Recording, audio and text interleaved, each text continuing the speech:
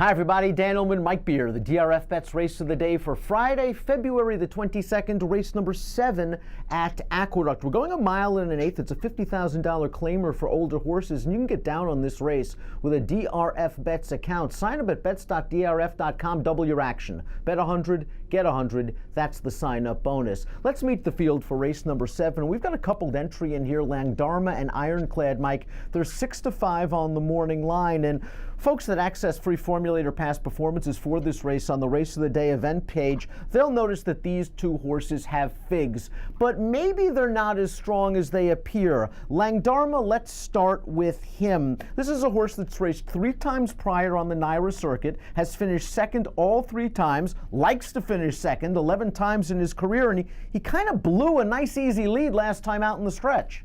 That's the real problem with this horse, Dan. Each of his last 3 starts in New York, he had the lead in the stretch on all 3 of them, and he couldn't hold on in any of those races. That's sort of been the story of his life, which is a real problem for him. I suspect that's why the blinkers are going on with his new trainer here off the claim, maybe just to get this horse to dig in a little bit in the stretch. We'll see if it helps him. I'm not worried about distance with him, Dan. I just wonder if he's, really a winning type, and the fact that he's coupled with Ironclad means he's no price at all in here. He gets a little bit fractious behind the gate as well, but boy, he was traveling sweetly turning into the stretch before opening up that big lead at the 3/16 pole, only to be run down late by Potomac. He draws an advantageous inside post position. This new barn, though, has been doing good work off the claim. They took Ironclad from a very good trainer in Danny Gargan, and Ironclad is sharp. He has won his last 3 races. He has won 5 out of his last 6. He obviously loves Aqueduct, but 2 things might be going against him. A, he got a really easy lead, I thought, last time out, going 7 furlongs, and there may be more pace this time around.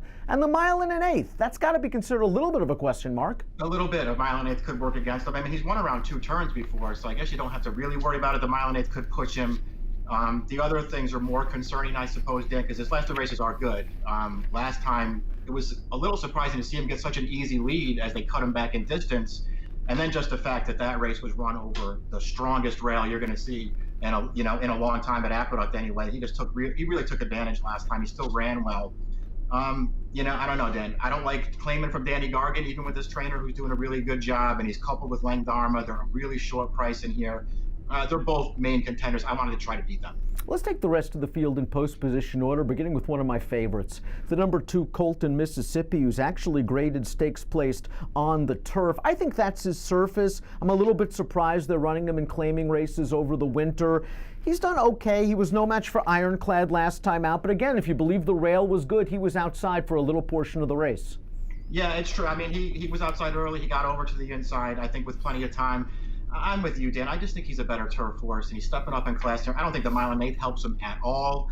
This isn't his surface. His races, since these connections have claimed him, they're not terrible, but they're not good enough to beat this field. This isn't a horse that I'm interested in. I think Felix and Fabulous certainly fits this race from a class standpoint, even though he is stepping up a little bit. Beaten by Ironclad last time out, but he did have to swing to the outside during a crucial point in that race. The distance is really a major question for this horse. He has only had 1 2-turn dirt race in his career. It was way back in 2018, and he lost about 7 lengths in the stretch. Yeah, the distance just really feels like it's going to be a problem for him. I like everything about this horse other than that, Dan. If this was maybe raced at a 1-turn mile and they wanted to stretch him out, I might have picked him on top. I like his last 2 races a lot. He was super 2 starts back, closing down a really slow pace. He ran excellent last time, too, with no chance to catch that horse on the lead. I think this horse is in great form. The distance, though, it just seems like it's going to be too far for him. Uncle Cy ran in the 2014 Kentucky Derby when he was with Gary Contessa. He's now found his spot sort of as a mid to high level claimer. Claimed last time out by Pat Quick off his race 2 starts back, and just throw the race out. He clipped heels. On his best day, this horse can show a little bit of speed. I wonder if maybe he can push Ironclad in the early portion of this race, especially with an apprentice rider aboard getting a little bit of weight. He has figs and races, obviously, that could win this. Yeah, I think he's a huge contender in this race. We'll see what happens in this spot, because it feels like this is the right level for him, the 50 claimer. He's supposed to be really tough in this race. I personally think he's better going shorter. I actually like him a lot more to 1-turn mile than I do in these longer 2-turn route races, but he can still run his race going long.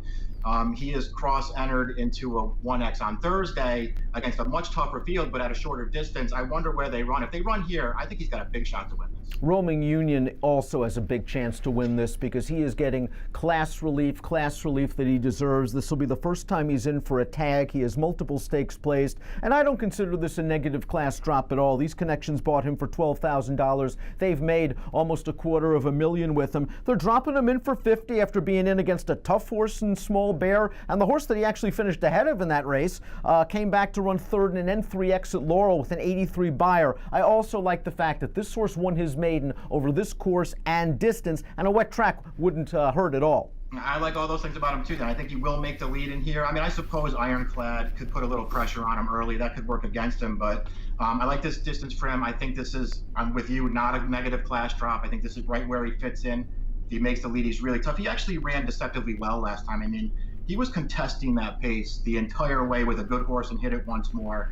And those were obviously better horses than this too. He didn't run that bad last time. I think he's a huge player in here.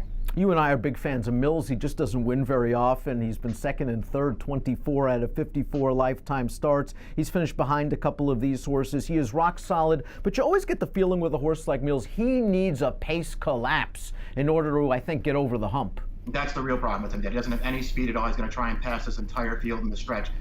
His 7 of his last 8 dirt races, he's hit the board. He hasn't won any of them, but he hits the board in all of them.